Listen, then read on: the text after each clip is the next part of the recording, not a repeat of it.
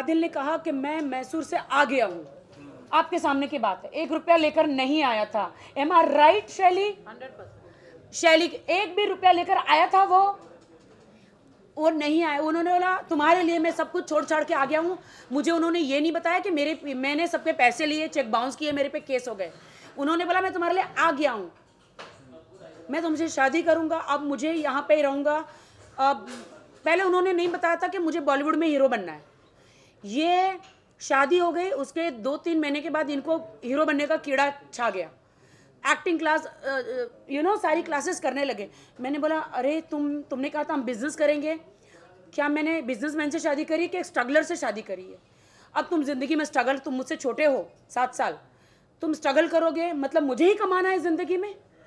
मैं माँ बनना चाहती हूँ, मैं घर संभालना चाहती हूँ।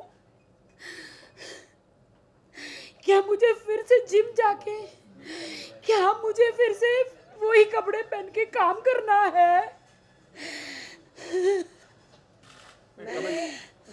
Coming back to your answer, जितने भी ट्रांजैक्शन हुए हैं, अकाउंट टू अकाउंट हुए हैं, वो सबकी जानकारी आयो जोशीवारा के उनको दे दी गई है। तकरीबन 1,50,00,000 का ट्रांजैक्शन है, 1,60,00,000 का, जिसमें राखी ने 1,50,00,000 पहले दिए और 10 लाख रुपया बिग बॉस में जाने से पहले ये कहकर वो 70 कि मैं लाख हो अंदर गए रहूंगी, मेरी माँ की इलाज के लिए यूज होना। ये पूरा स्टेटमेंट राखी ने रिकॉर्डेड। मैंने 10 लाख रुपया मराठी बिग बॉस जाने से पहले चेक दिया था कि इसमें आदिल एंड राखी है, रादिल प्रोडक्शन में डाल देना, और इसमें मेरी माँ अगर कुछ होता है मुझे अंदर कोई बोलेगा नहीं, मेरी माँ का इलाज करना शर्लिन।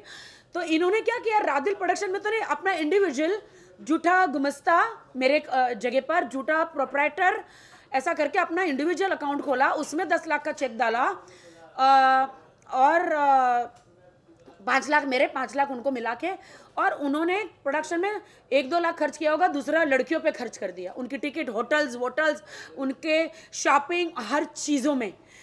और ट्रांजैक्शन हमारा कैसे हुआ, मेरा और आदिल का जॉइंट अकाउंट हुआ, और उन्होंने कैसे किया, OTP आता है, OTP मुझे कहा जान, अब हस्बैंड है, मतलब उस टाइम पे शादी नहीं हुई थी, हमने जॉइंट अकाउंट किया था, शादी से पहले का है कि जानी बोलते हैं वो मुझे।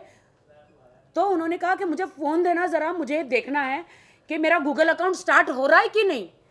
तो मैंने कहा कि शक्ल से तो एकदम सीधे साधे लगता है, जब तक उनका वो सब आया नहीं था मेरे पास। तो मैंने फ़ोन दिया, तब तक मैंने ज़िंदगी में फ़ोन पे कभी पासवर्ड नहीं लगाया। उन्होंने लिया, उन्होंने कब पैसा ट्रांसफ़र कर दिया, कब उन्होंने 1,60,00,000 की कारें ले ली, मुझे पता ही नहीं चला, ICICI बैंक से, और मुझे मालूम ही नहीं। मुझे तो लगा बैंक में पैसा है। मैं एक दिन, मुझे पैसे की ज़रूरत थी, मैंने कहा कि हेलो मोहम्मद भाई, मुझे थोड़े पैसों की ज़रूरत है, मैं ले सकती हूँ क्या? आदिल ने मुझे कहा मैंने तो पैसे खर्च कर दिए। मुझे शौक लगा, मैंने कहा क्यों, कैसे? बोलता मैंने तो सारी कारें ले ली है। मैंने कौन सी कारें ली? बोले मुझे बताना तो चाहिए था।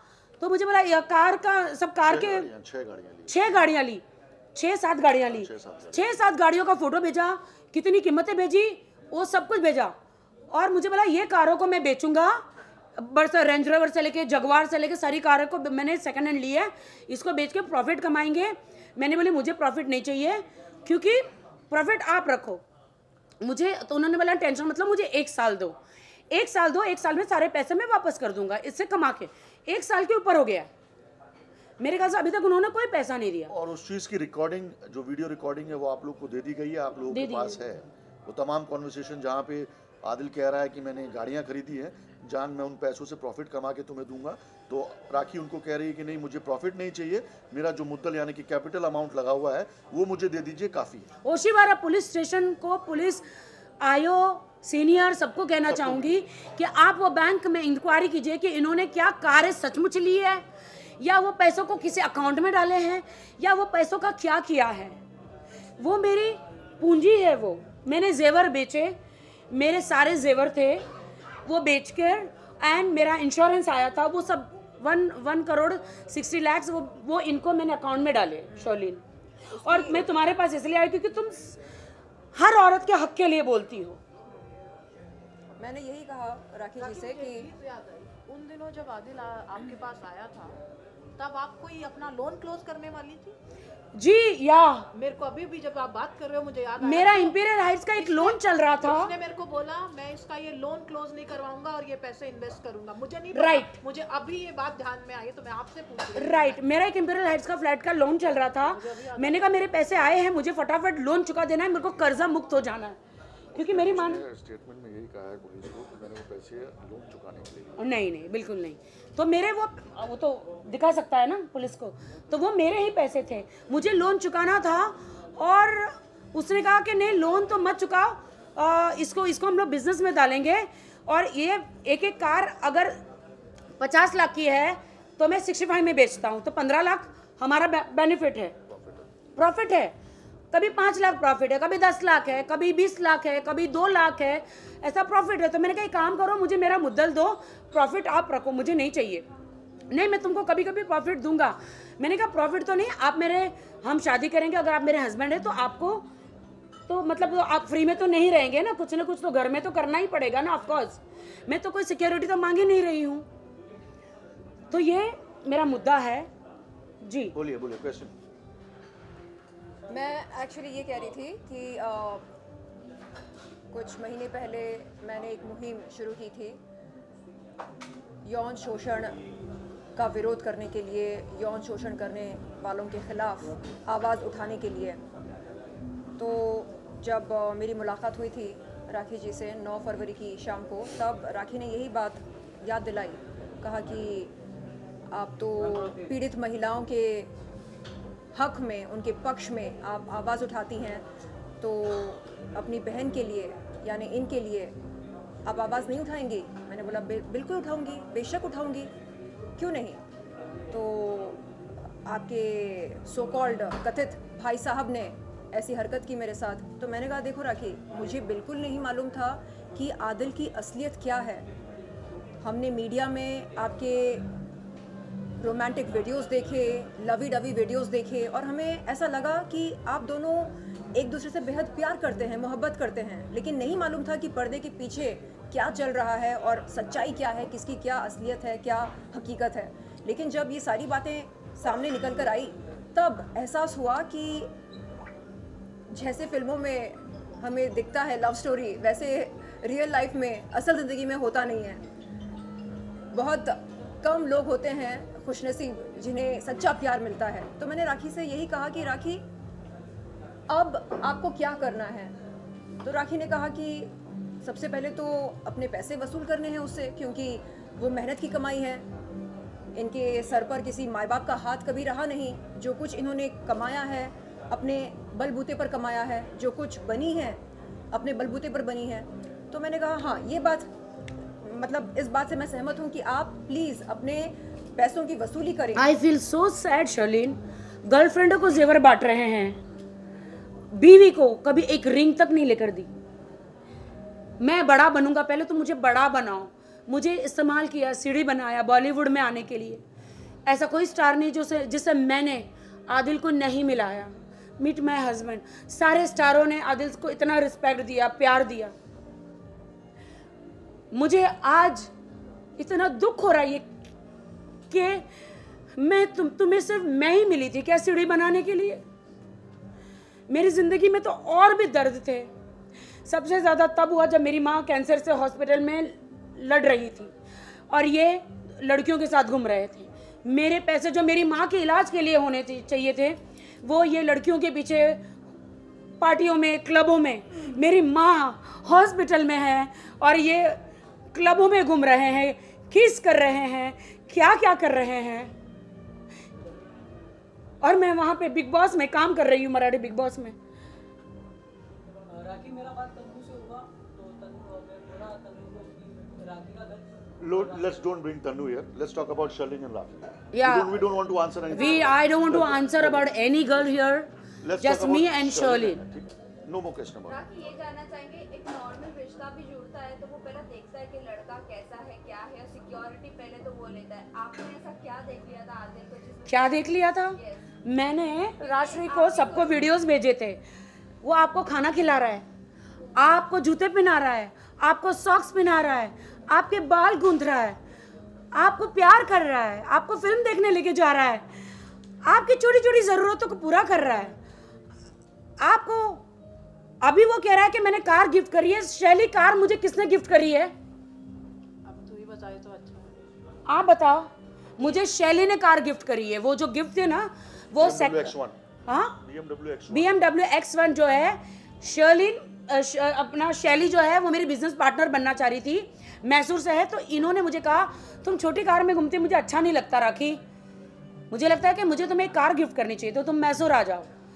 तो जब उनका कार का बिजनेस था तो उनका क्या आपस में इंट्रोडक्शन यही हुआ था कि मैंने जो है आदिल जो है पहले से भी कार का बिजनेस ही करता था। उसका मेन बिजनेस जो है कार डीलिंग का या सेकेंड हैंड कार्स का, प्रीमियम कार्स का। तो जब मैंने उसको डिस्कस किया कि मैं राखी को एक कार देना चाह रही हूँ, तो उसने मेरे को कहा कि ठीक है दीदी, क्या इसमें जब भी आप वो सेरेमनी करेंगे, जब भी आप वो कार देंगे, क्या मैं भी उस टाइम पे उसका हिस्सा बन सकता हूँ? मैंने बोला ठीक है, it's okay, can be done. तो जो मुलाकात जो राखी की हुई थी, एक्चुअल जो जहाँ से मतलब बातचीत शुरू हुई, मैंने राखी को मैसूर बुलाया था और मैसूर से हमने कार ली थी। वहाँ से ही जो है ये सिलसिला जारी हुआ। तो मुझे वो कार शैली ने दी थी, लेकिन उस वहाँ पे उसने बोला तुम मेरा नाम लो, मेरा नाम लो, शैली का नाम नहीं आना चाहिए। और मैंने कहा ओके, बट मैंने हमेशा जब कहती थी शैली ने मुझे कार दी तो हमेशा वो चिढ़ते थे। बट आदिल, आपने बहुत बुरा किया मेरे साथ। मेरा एक सवाल रहेगा, जिस तरह आपने कुछ समय पहले ट्रांजेक्शन की बात की, काफी सारे बड़े अमाउंट ट्रांजेक्शन हुए, कभी आपने कैश बुक या फिर कुछ बैंक से आपने पता करने की कोशिश की कि वो अमाउंट जा कहाँ रहे हैं एग्जैक्टली? मैंने बैंक से पता करने की कोशिश की, उन्होंने बहुत सारे अकाउंटों में ट्रांसफर मारे। तो मेरे हस्बैंड को पूछा आपने ये कहाँ ट्रांसफर मारे? तो राखी डोंट इरिटेट मी, वो जो गुस्सा हो जाते हैं, जो मारना शुरू कर देते हैं। आपने कभी बैंक से संपर्क नहीं किया? मैंने किया, मुझे कैसे पता चलेगा उन्होंने कहाँ ट्रांसफर किया? मैं उन लोगों को जानती नहीं हूँ ना, जो मेरे हस्बैंड आदिल ने मतलब जो ट्रांसफर किया, मुझे नहीं पता है ना, उन लोगों को मैं नहीं जानती हूँ। अब वो पुलिस इंक्वायरी करे ना, कि उनके अकाउंट में से पुलिस इंक्वायरी करे ना। मैंने तो केस किया है, कौन सी धारा बोलते हैं उसको, 377, 420, 420 चीटिंग का, 420 तमाम धाराएं हैं। मैंने वो मुझे नहीं पता है ना, तो मैंने उनको इतनी बार पूछा कार के लिए, उन्होंने हमेशा हाथ उठाया मेरे पे, ऐसे हाथ उठाए। अब सोच नहीं, मेरे पेल्विक में अभी भी स्वेलिंग है। और आज भी कोर्ट में हमने यही प्रे किया कि इन्वेस्टिगेशन बहुत ज़रूरी है और पुलिस कस्टडी बहुत ज़रूरी है, क्योंकि उसके बाद ही तो सवालों का जवाब मिलेगा कि ये पैसे गए कहाँ। इतनी बड़ी मेरी सर्जरी हुई यूट्रस की, उन्होंने मुझे ऐसे लात मारी है यहाँ, मुझे अभी भी स्वेलिंग है। डॉक्टर ने भी देखा है। आप मुझे अभी लेके जाओ किसी भी डॉक्टर के पास, आप लोग अभी लेकर जाओ। सी माई स्वेलिंग, जा नहीं रही है वो। आदमी की लात कितनी जोर से पड़ती है। जब भी मैंने हमेशा 8 मंथ्स बर्दाश्त किया, हमेशा हाथ उठाते हैं, लोगों को मेरा ड्रामा लगता है। नहीं, उसके लिए मैं एक चीज कहूंगी, आप मैसूर आके किसी से भी सवाल कीजिएगा, छोड़ दीजिए मुझे, आप किसी से भी जाके वो क्या है सच्चाई, वहां से पता चलेगी राखी के साथ क्या हुआ है। वो ईरानी लड़की को भी इतना मारा, मेरे पास ऑडियो सब कुछ है, मैंने भेजा, तब मुझे आज पता चला। ये सब बातें होती रहेंगी, लेकिन यहाँ पर सबसे बड़ा सवाल आप लोगों के जहन में होगा कि एक ही प्लेटफॉर्म में शर्लिन चोपड़ा और राखी सावंत क्या कर रही हैं। तो मैं ये बात शेयर करूं तो आप बुरा मत मानिएगा। शर्लिन चोपड़ा ने खुला समर्थन दिया है राखी सावंत को और उनकी हर बातों को समर्थन दिया है, और राखी सावंत ने भी शर्लिन को पूरा समर्थन दिया है। तो अब ये दोस्त हैं, अब इनके बीच में जो नाइत्तेफाकी थी वो दूर हो चुकी है। तो मैं चाहूंगा कि दोनों हाथ पकड़ें और मीडिया के सामने ऊपर करें कि भाई ये साथ है, जैसे नेता लोग करते हैं। हम नेता नहीं, बॉलीवुड वाले हैं। तो ये दोनों अब साथ में हैं, ये अच्छी खबर है।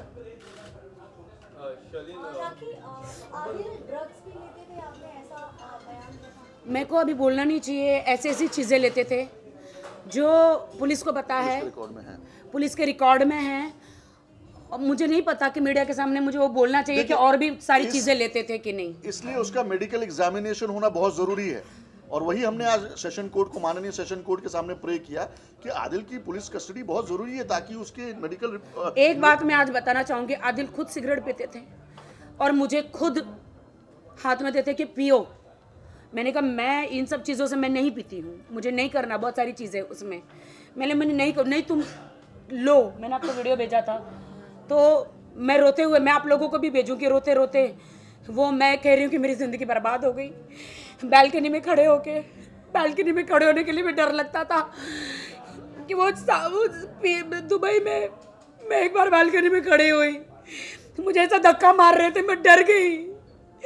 मुझे उनके साथ जाने के लिए डर लगता था हमेशा कि मुझे कुछ करेंगे करके।